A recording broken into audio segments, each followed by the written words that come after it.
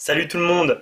Comme prévu, aujourd'hui, je vais vous parler de la Xiaoyi, qui est une caméra IP de Xiaomi. Je vous avais dit que je ferais le test dès que je la recevrais, donc je l'ai reçue la semaine dernière. Le temps pour moi de l'essayer. Donc j'ai fait une petite semaine d'essai. Et voilà aujourd'hui le test. La caméra est donc envoyée dans un carton de Xiaomi, donc un carton plutôt simple, plutôt sobre. Pas très gros. Dedans, vous y retrouverez la caméra, heureusement pour nous. Un câble USB, micro USB, donc ça c'est plutôt cool. À savoir que le câble est assez long, donc ça c'est plutôt bien aussi. Vous aurez le droit aussi à un chargeur secteur d'une norme anglaise avec un adaptateur français. Donc moi je suis pas trop fan de ces petits gadgets là. Faut insérer, voilà, quand on le branche, on le débranche, ça reste. Enfin c'est pas terrible, mais bon, on va faire avec. Ou sinon vous pouvez le connecter directement en USB. Si vous avez des prises USB, c'est plutôt pas mal. Et une notice tout en chinois. Donc voilà, pas d'anglais, il n'y a que du chinois. Donc ça, c'est plutôt pas très cool. Sauf pour ceux qui comprennent et qui savent lire le chinois.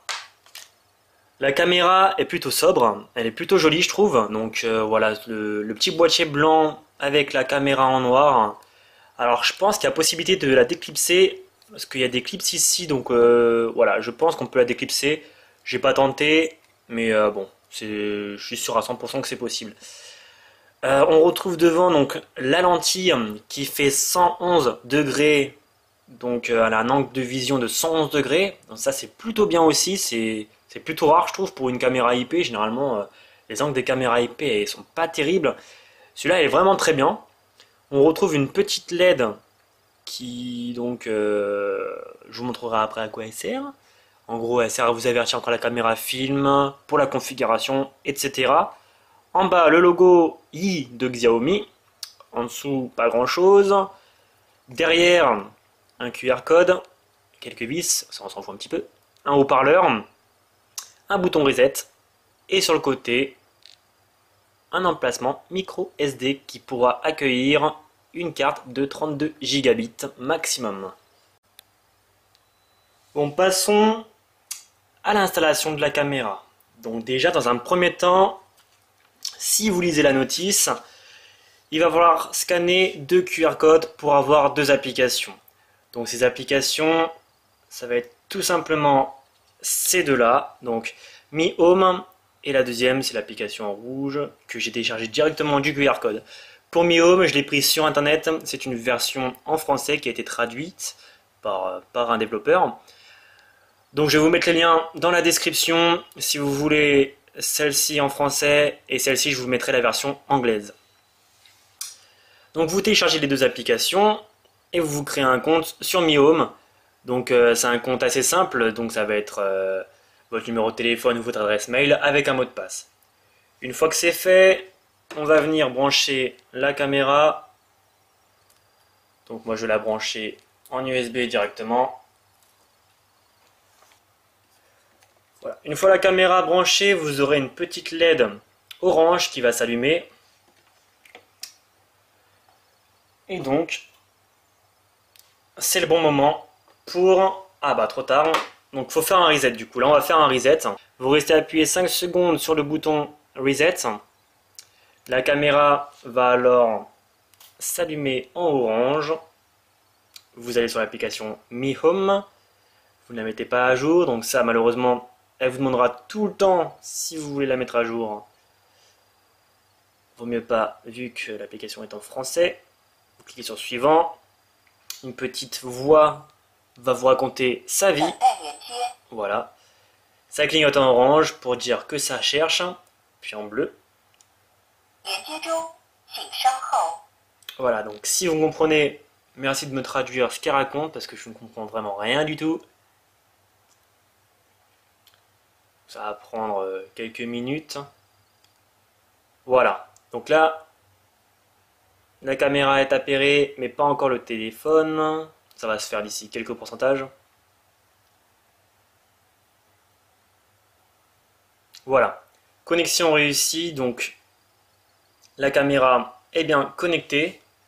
Et donc, vous avez votre visuel directement en cliquant dessus. Au niveau de l'application, vous avez plusieurs options. Donc déjà, dans les paramètres, vous pouvez activer ou désactiver l'enregistrement que vous retrouvez directement en bas de la première page.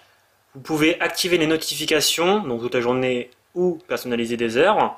Donc les notifications, ça va être quoi? Ça va être tout simplement une notification qui vous sera envoyée lorsque la caméra aura détecté un mouvement. Donc ça, c'est plutôt cool. Vous pouvez protéger l'application par un mot de passe et activer ou désactiver la LED de la caméra. On peut choisir la qualité par rapport à votre connexion Wajom automatique, c'est comme ça se fait tout seul. On peut prendre en photo, mais pas en vidéo. En tout cas, pas sur cette application-là. On peut parler directement. Bonjour. Voilà. Bon, là, forcément, il y a de l'écho. On peut parler directement via la caméra, donc ça, c'est plutôt cool. Et on peut éteindre et allumer la caméra. Donc ça, c'est plutôt cool aussi. Et c'est plutôt basique.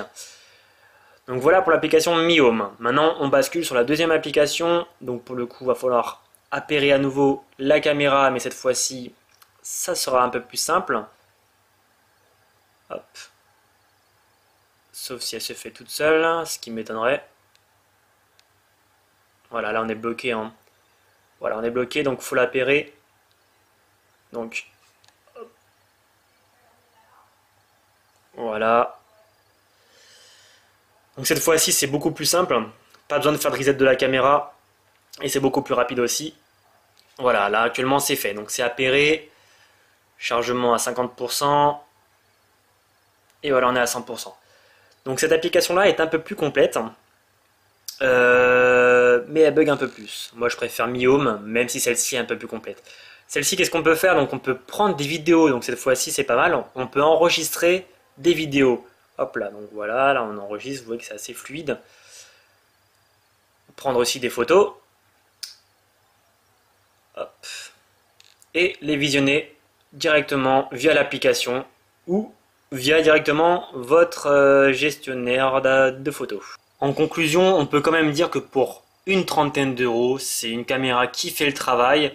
Voilà, surtout que en mettant une carte SD à l'intérieur, lorsque la caméra détecte une personne, ça enregistre sur la carte SD. Enfin, ça c'est super, honnêtement, c'est vraiment super.